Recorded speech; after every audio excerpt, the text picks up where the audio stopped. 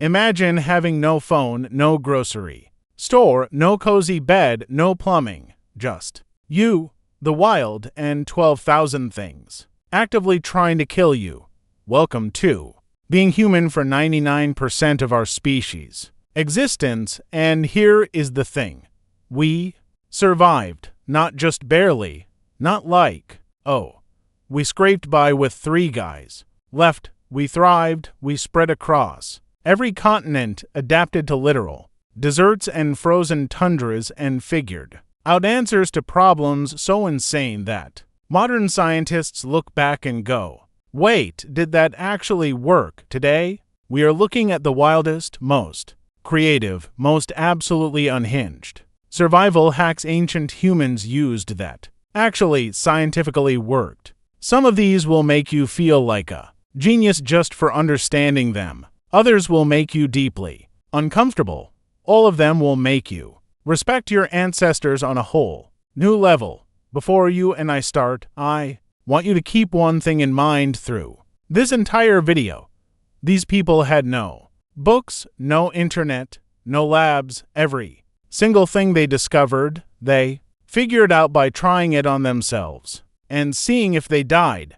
That is the bar. That was the scientific method for most of human history. Try it, survive, tell your friends, let us go. Drinking urine. Yes, we are starting here. Let us get the obvious one out of the way because I know you were thinking about it. Ancient humans drank urine. Multiple cultures across many continents documented this practice, and before you close this video in disgust, here is what you need to understand. They were not completely wrong. Fresh urine is about 95% water. It is sterile when leaving the body. In a real survival situation where you have zero access to clean water, drinking your own urine once, maybe twice, could buy you critical hours. Ancient Roman soldiers apparently used urine to sanitize wounds on the battlefield. Egyptian medical texts from 1550 BCE call urine a diagnostic tool and treatment. Urine therapy shows up in Ayurvedic texts, in ancient Chinese medicine, and indigenous traditions throughout Africa and the Americas. Now, here is the catch. Modern survival experts warn you never to drink urine long term, because after that very first time, the buildup of salt and waste skyrockets, meaning you are basically speeding up your own dehydration. So, your ancestors were not perfect on this, but their initial idea was not completely crazy. The Romans even swished urine to whiten their teeth. Portuguese sailors actually used it to wash hands, to stop infections during long trips. Ammonia is a genuine cleaning agent, so chemically speaking, they were not wrong either. The Romans were especially obsessed with urine to a level that deserves study by professionals. There were literal public collection pots on Roman street corners. People paid to collect it. There was a pee tax. Emperor Vespasian created it, and when his son argued it was gross, Vespasian held a coin to his face and muttered the famous line, "Money does not smell." That saying still exists today because of a urine tax. Pretty wild, right? Moving on. Before I completely lose you, maggot therapy. Old school doctors were on to something terrifying. Picture yourself as a hurt soldier in ancient times. You have a deep, nasty wound. It is festering, turning bizarre colors. That wounds shouldn't rot, and you are probably going to lose a limb or your life. Then some guy looks at you and says, "Great news, I have exactly what you need," and hands you a jar of maggots. No, this isn't a horror flick. It's real medicine. Maggot therapy. Putting actual live fly larvae directly onto nasty infections was done by indigenous Australians, Mayan healers in Central America, and battlefield doctors throughout medical history. The logic was discovered empirically. Wounds that got infested by maggots healed up way better than wounds left clean. At some point, some genius, and incredibly brave person stopped seeing the bugs as a problem and started using them as a solution. The science behind it is pretty mind-blowing. Maggots of specific flies, like the common green bottle blowfly, secrete enzymes to dissolve dead and rotting flesh while leaving healthy cells totally untouched. They literally eat bacteria. They release chemical compounds that stimulate faster healing and cell growth. They are basically microscopic biological scalpels, working 24 hours a day for free, need no anesthesia, and never send you a bill. Civil War doctors in the United States noticed that soldiers whose battle wounds got infested by maggots in the chaos of battle often recovered much better than soldiers whose wounds were kept perfectly clean and bandaged. So they used them intentionally. It worked. Modern medical science rediscovered this in the 20th century. Now, maggot therapy is FDA-approved medical treatment today. Hospitals in the US, UK, and Europe use it for diabetic ulcers, pressure sores, and wounds that strong antibiotics cannot touch. Even nasty infections caused by drug-resistant superbugs like MRSA, which is actually one of the deadliest pathogens in modern hospitals today. Tiny maggots munching on MRSA. Ancient healers actually figured this out thousands of years ago, not because they understood complex enzymes or microbiology, but simply because they watched. They paid attention and were willing to try some deeply bizarre things just to keep people alive. Honestly, major respect. Let's look at the Inca Empire for a second, because these healers were doing things that seemed completely medically impossible with zero modern technology. High in those Andes Mountains, ancient Inca healers and surgeons pulled off a procedure that basically required them to deliberately chill patients to cut down pain and inflammation before they ever performed surgery by exposing their patients to freezing mountain air, icy water, and sometimes even packing a fresh wound directly in snow. They managed to slow down blood flow to the injury site, numbing everything with cold, and slowing down biological processes enough to operate on patients who weren't screaming and thrashing around. This is therapeutic hypothermia. It is a completely real and highly respected modern medical technique. Today's hospitals rely on it during cardiac procedures, after sudden cardiac arrests, and even during delicate brain surgeries to save vital tissues from damage. The entire concept is elegant. Cold slows literally everything down, including cell death. Fewer dead cells during surgery means much better patient outcomes. The Inca lacked that scientific explanation, but they had the results, and that was what really mattered. Now, check out what makes this Inca story even more incredible. They were actually practicing trepanation, which is the mind-blowing practice of drilling holes in human skulls surgically and on purpose. And they did this with a survival rate that modern researchers, when they studied hundreds of ancient skulls found at Inca sites, estimated at around 90% in the later Inca period, 90%. For brain surgery high in the mountains with stone tools and freezing air for anesthesia. To compare, skull surgery in the 17th century Europe, which saw itself as the peak of human civilization, had a survival rate closer to 10%. The Inca were doing brain surgery 9 times better than Europeans with their metal tools, universities, and the library of ancient Greek medical knowledge at their disposal. They used cold. They understood infection control through hygiene in ways European surgeons of that same era completely missed. They kept refining this technique over generations, and the skulls prove it. Earlier skulls show lower survival rates, while later ones are dramatically higher. They were testing. They were advancing. They were doing science. They just called it something else. Here is one mystery that has genuinely confused researchers for decades. The widespread ancient habit of intentionally eating clay. This is called geophagy, and it shows up absolutely everywhere. Greek doctors wrote about it. Romans did it. It is recorded in indigenous cultures across sub-Saharan Africa. Pregnant women in many traditional societies across the world actively sought out specific types of clay to eat as part of their regular diet, and for the longest time, Western scientists assumed this was just a bizarre cultural quirk, a nutritional deficiency response gone wrong, or maybe just a highly unusual thing humans do sometimes. But then they actually studied the clay and had to rethink everything they knew.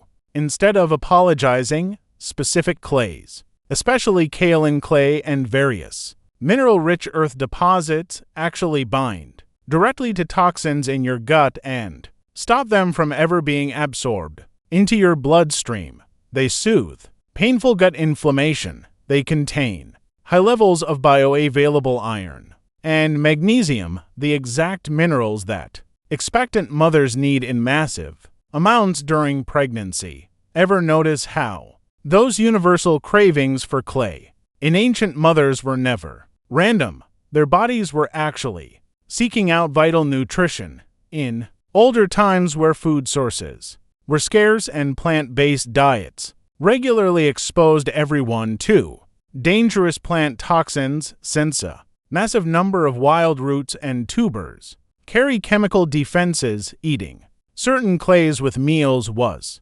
basically a medical treatment. This clay neutralized those toxins before they could hurt you. It was edible medicine. Native Californians purposely mixed this clay with acorns, which are packed with bitter and toxic tannins to make them nutritious. The Quechua tribe of the high Andes ate clay with bitter potatoes that alone would trigger painful stomach poisoning. Without that clay, the food was deadly, but with it, everything was safe and nourishing. Whole populations survived on wild food sources that would be totally inedible without this wisdom. These communities did not have advanced science degrees, but they figured out across generations that eating this particular dirt with that particular plant keeps you from getting sick, passing that knowledge down through culture and tradition, and they were absolutely right. Forget superstition, this is empirical science perfected over hundreds of generations, proven by the survival of their ancient world. Honestly, these folks were just built differently. Anyone who has spent time at high altitudes knows all about altitude sickness, the crushing headaches that feel like your skull is trapped in a vice, the fatigue making simple walking feel like swimming, the struggling for breath, brain fog, nausea. At extreme heights, it can trigger severe conditions that can kill within days. The Andes Mountains hold some of the highest lived-in terrain on Earth, with ancient cities built above 3,000 meters and terraces reaching even higher. The Inca people and their ancestors beat altitude sickness using the coca leaf, doing it so well that an entire empire rose on mountain farming and deep mining, tasks that would have been impossible without this one plant. Now, before you immediately jump to cocaine, yes, these leaves are what that drug is made from, but chewing whole coca leaves is nothing like using that drug. The active dose in whole leaves is tiny and slow to release. The effects are gentle and gradual. For thousands of years, this custom was strictly medicinal, practical, and deeply woven into mountain culture and sacred ceremony. Chewing them actually boosts how your blood uses oxygen. It gives you a smooth, gentle energy boost that fights deep fatigue without the crash you get from stimulants. It also curbs your appetite during backbreaking labor in the mountains, where your energy needs completely skyrocket, but climbing high completely kills your urge to eat. This leaf chemically blocks altitude sickness in ways that are widely documented in medical literature. Ancient Andean miners working deep inside freezing silver mines chewed coca leaves to survive shifts that would normally be completely impossible for unprepared workers. When Spanish invaders arrived, they tried hard to ban the habit because they tied it to indigenous religion and wanted to break their culture. But the workers quickly fell ill and stopped working. The rulers quickly reversed the ban, not out of any sudden respect for indigenous culture, of course, but because those little leaves were the only thing keeping their forced workforce alive and working enough to mine that silver.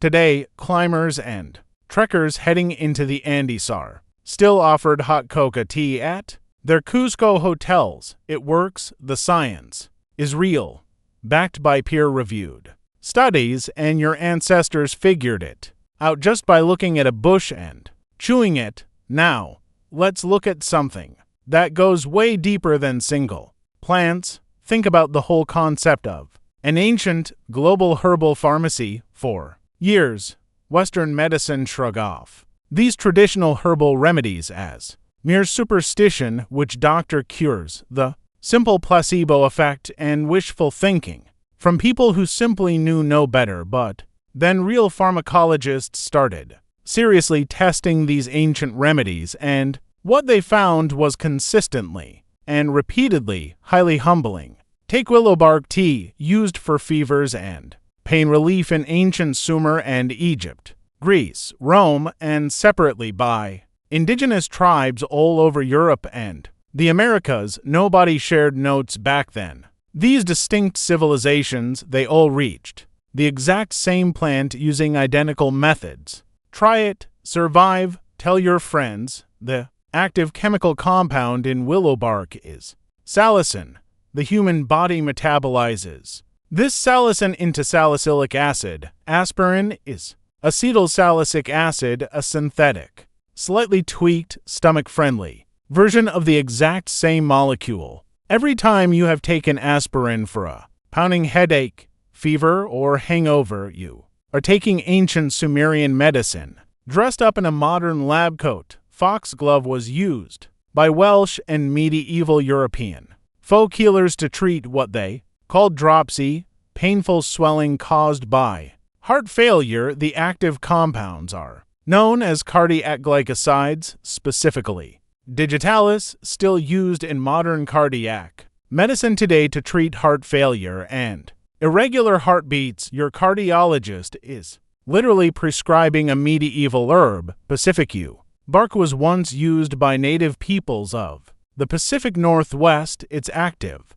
compound is paclitaxel, sold today under the brand name Taxol, and it is one of the most vital and widely trusted chemotherapy options in modern cancer therapy, saving lives in oncology wards this very second. Ancient knowledge. Then there is quinine from cinchona bark, which Andean peoples used to treat fevers. It became the first real treatment for malaria in the West, saving countless lives throughout the colonial era and beyond. Even tonic water, the thing you mix with your gin, contains quinine. You are actually drinking ancient Andean fever medicine at your next social gathering. The pattern is undeniable, and it just keeps going. The entire pharmaceutical industry now freely admits that around 25% of modern drugs are directly sourced from or structurally inspired by compounds first found in traditional remedies. Well, a quarter of your own medicine cabinet has roots going back thousands of years to communities who were shrugged off as primitive. That arrogance was always the problem. The medicine itself was always real. Back in the day, there was another genius agricultural hack that shaped an entire continent for at least 60,000 years, and maybe even way longer. Indigenous Australians used a technique now called cultural burning or fire stick farming. This practice involved deliberately starting controlled fires to clear specific patches of land in carefully managed, rotating patterns. It was coordinated across massive territories, timed to seasons, and perfected over thousands of generations of observation. This sounds, on the surface, like total destruction, but the actual ecological effects were the exact opposite of ruin. Controlled burns at just the right frequency and intensity cleared out the thick underbrush that chokes up older forests, preventing those catastrophic, unstoppable megafires that explode when decades of dry brush pile up unchecked. It actually sparked the growth of key food crops, grasses, wild tubers, and bushes that thrive and multiply in the rich, open post-fire soil. It created perfect edges that attracted wild game. It managed an entire continent just like a modern farmer runs a field, except their field was larger than Western Europe. When European settlers first arrived in Australia in the 18th century and called the landscape a wild, untouched wilderness, they were actually seeing the work of 60,000 years of continuous, highly advanced ecosystem care and completely failing to see it for what they were seeing. These open, park-like countryside they walked through wasn't natural. They were actively managed. The whole continent had been constantly and carefully shaped by human hands, longer than almost any other civilization in human history. But when newcomers disrupted indigenous fire practices through forced displacement and restricted movement and outright bans, the Australian bush started piling up fuel at a pace never seen before in living memory. Decades flew by, the brush built up, and then came the fire. This brutal 2019-2020 Australian wildfire season burned roughly 18 million hectares and killed roughly 3 billion animals while blanketing cities in heavy smoke for months. Climate change made it worse, but scientists and fire safety experts are very clear that the abandoning these traditional controlled burns for over 200 years skyrocketed the forest fuel to levels that made catastrophic fires not just possible but absolutely inevitable. Modern Australian fire crews are now bringing back these traditional cultural burn methods. Indigenous rangers are now leading efforts to bring back controlled burns to woodlands that have been dangerously neglected for 200 years. This ancient technique, ignored and nearly lost, is actually being pulled back from the brink of being forgotten. That lesson cost 18 million hectares to learn. Now, let us talk about Polynesian seafaring. The ancient Polynesian voyagers crossed the massive Pacific Ocean, the biggest, emptiest, most featureless body of water on Earth, in wooden outrigger canoes with no compasses, no modern charts, no sextants, without any of the tools no modern sailor would call safe for deep ocean voyages. Yet they did not just cross by accident and luckily find land. Instead, they actively mapped it out intentionally, settled almost every single livable island in the vast Pacific. Over thousands of years, they conquered an ocean holding over half our planet's surface area, like Hawaii, New Zealand, Easter Island, Fiji, Tonga, even Tahiti, all settled purposefully by bold explorers in canoes, using methods that took them decades to fully master. Sure, they read stars, which is incredibly impressive, but still somewhat easy to understand. They kept a huge mental map of stars like a fixed mental compass, knowing which star rose over which specific island during what exact time of year. But think about this. What is truly mind-blowing is wave reading. These experts read the deep ocean swell patterns, tracking those long swells created by distant storm systems thousands of miles away. They travel in completely steady directions and bend around islands predictably. A trained navigator could feel the tiny motions of the boat, noticing those subtle shifts in how the hull actually moved and rocked, and know their position, their exact position and heading from physical sensation. When visibility was in and stars completely vanished, they steered entirely by feel. Some would even lie down in the bottom of the canoe to better feel those swells through their bones. They also tracked bird behaviors. Certain seabirds fly out from land at dawn and return at dusk, giving them clues to where those hidden islands lay. They even read clouds that formed hover over islands even in clear skies. They watched shifts in water, color, temperature, and any floating debris. They had a complete, fully integrated sensory setup for finding tiny, invisible specks of land across the massive Pacific Ocean. This wisdom was never written down. It was lucked into chants, songs, and oral stories passed down from master experts to hand-picked apprentices through grueling physical training that started in childhood when colonization broke these traditions in the 19th and 20th centuries. Much of this ancient wisdom almost vanished entirely, but reviving traditional Polynesian wayfinding, led by the Polynesian Voyaging Society and their legendary Canoehakulia in the 1970s, is one of the most incredible moments of cultural rebirth in modern history. These explorers did not just survive without using high-tech. They created a technology from pure, deep and focused human attention, polished over 1,000 years of sea travel. Today, oceanographers and top scientists who study their mapping methods call them truly extraordinary. Now, let us look at something you and I benefit from every single day, probably right now, even if we rarely stop to think about it. Fermentation was likely first discovered by accident. Spoiled fruit, soggy grain, or warm milk left out, then carefully studied, repeated, and turned into one of the most powerful survival tools in our history, and we mean actual literal survival right here. Imagine a world without fridges, without canning or any preservatives. Fresh food spoiled incredibly fast, but fermentation extended the edible life of food by months or even years. It was the ultimate difference between feasting and starving during winter, but did you know that is just the beginning? There is a huge detail missed in stories of beer and cheese. For most of our long history, clean drinking water simply did not exist.